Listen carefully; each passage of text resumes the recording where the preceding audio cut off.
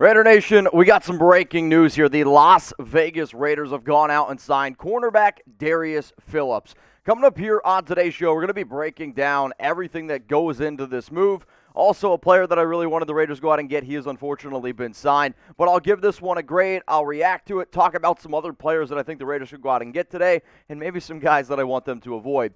So I woke up bright and early this morning to see that the Raiders have agreed to a one-year, $2.2 million contract with Darius Phillips. And personally, I think this is going to be a good depth at the cornerback position. If you remember Josh McDaniels, he said that he wants to have 5 reliable corners or 5 reliable nickels that he can throw in and mix it in and out. And that's what you're going to get here out of Philon. Is it a big-time name? No. If I'm being 100% honest with y'all, I got the update, and I was like, oh, wait.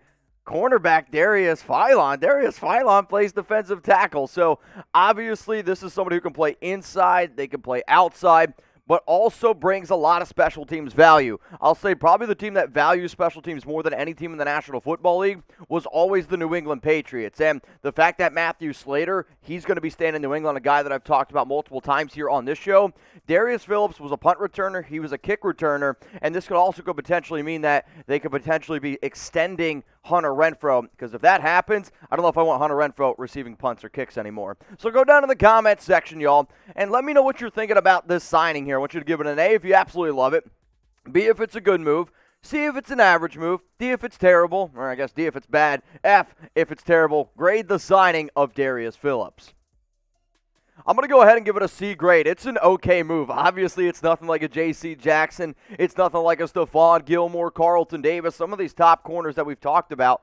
But it's a depth move, and you're going to see a lot of these type of deals go down. And honestly, I don't mind it. For the value that you're getting, I like one-year prove-it deals. Last season, he had 8 tackles, 0 interceptions, and 2 pass breakups. According to PFF, a 62.8 overall grade, a 61.8 run defensive grade, 62.3 coverage grade, and even, you go back to his best year in the NFL, which was back in 2019, where this dude had 4 interceptions, a coverage or an overall grade of 81.6, a run defense grade of 66.2, pass rush, not that big of a deal, but a coverage grade of 83.9. He's had a few injuries pop up, but at 5'10", 190 pounds, his versatility that he brings, I can actually really understand why the Raiders went ahead and they did this. So as I told y'all yesterday, and my voice is definitely hurting, I was live for about 8 hours, about 5 hours here on the Raiders Report. We were having a good time. And if the Raiders sign a player this week, I'm going to be going ahead and I'm going to be making a video. Shout out to Jack, because it's really only Jack and I here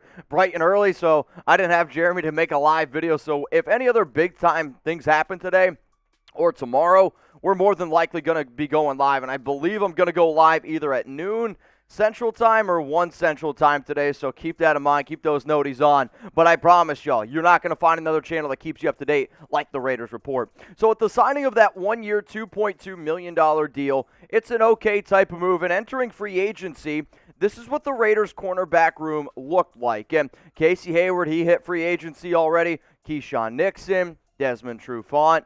Realistically, I'd say the only guys that I could sit here and be like, okay, I'm confident in, Trayvon Mullen and Nate Hobbs, because Brandon Faison had his times last season.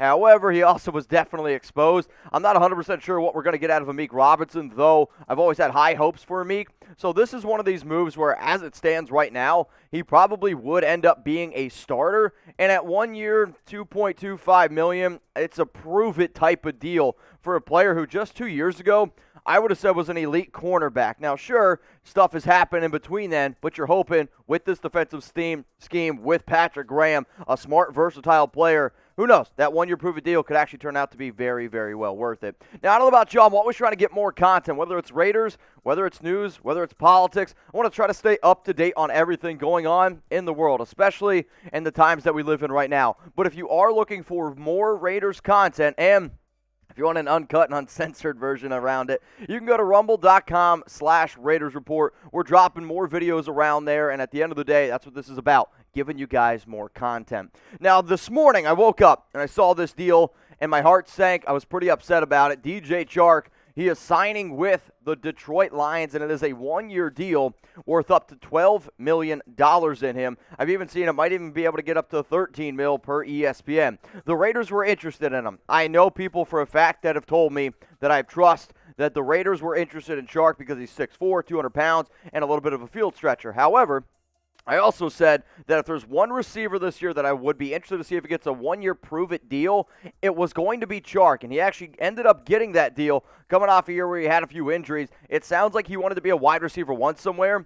What I don't get is why would you want to be a wide receiver one on the Detroit Lions? Personally, I think being a wide receiver two with Derek Carr in an offense that's been able to prove field stretcher, Nelson Aguilar, you can get a big payday. I think DJ Chark's really going to regret this one. And then who knows? Maybe we can just go out and get him next offseason. So with the Darius Phillips move, I want to know, what is your one-word reaction to the Darius Phillips move? If you want to let me know a one-word reaction to your DJ Chark, the DJ Chark move, just put their names in front of your one-word reaction. That way when I go through and I comb through the comment section, I know what you're talking about. My one-word reaction to Phillips was depth.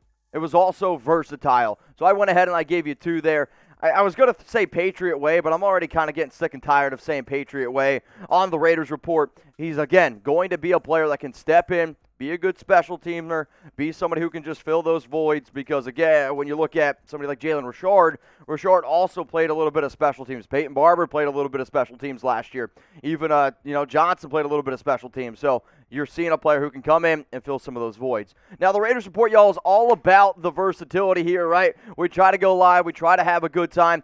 Other players that I want you to keep in mind for today.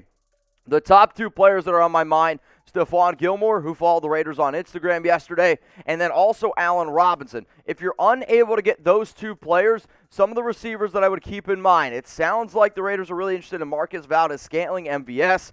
I personally think that would be a bad move. He's really just a field stretcher who struggles catching the football. Jarvis Landry is a very intriguing name to me. Juju Smith-Schuster is another receiver to at least keep in mind. But let's just say you can't go out and you can't get any of those dudes. I would say a trade for either James Bradbury, maybe for a 4th or a 5th round pick, or even somebody like Brandon Cooks for a 3rd or a 4th round pick. So those are just some names that I threw out there. Also, a guy like Kyle Van Noy is definitely someone to keep in mind. Who else should the Raiders go out and sign? This was the very first move that ended up going down.